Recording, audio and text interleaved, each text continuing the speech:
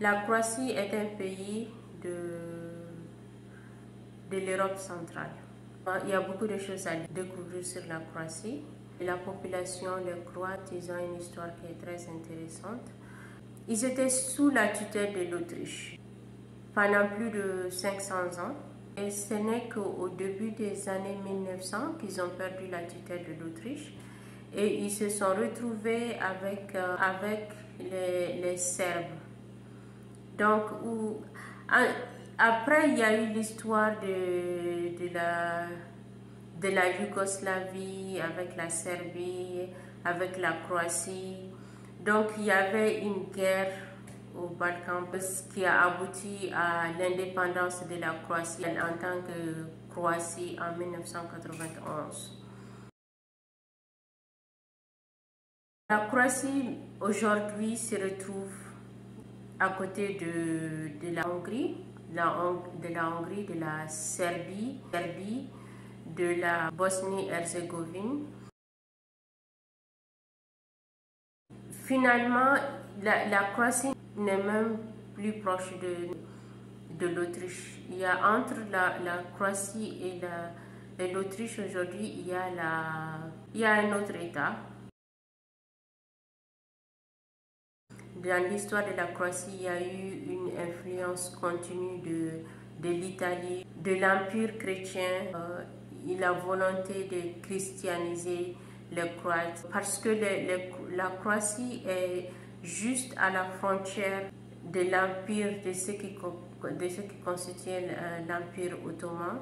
Aujourd'hui, il y a la Turquie et l'État qui était la région qui constitue la Serbie aujourd'hui.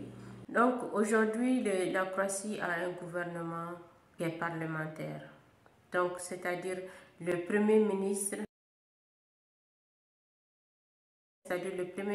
est élu par la population.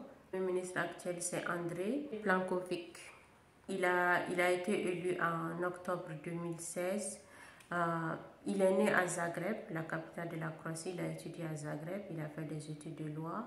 Après, il a travaillé à l'ambassade de la Croatie en France. Et il a travaillé comme député européen, représentant la Croatie. Il a travaillé comme député à l'Assemblée, au Parlement, avant de devenir président de son parti et d'être élu Premier ministre. Après, pour la première fois, après 30 ans, après Jacques Chirac, il y a un président français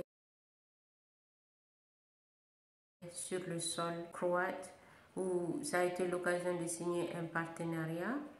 Donc un partenariat qui va former un cadre pour les relations entre les Croates et les Français, donc des relations scientifiques et commerciales. Ça a été l'occasion pour les Croates de commander des avions militaires. Donc ce n'est pas étonnant étant donné l'histoire récente de la Croatie, que ce soit la priorité, leur priorité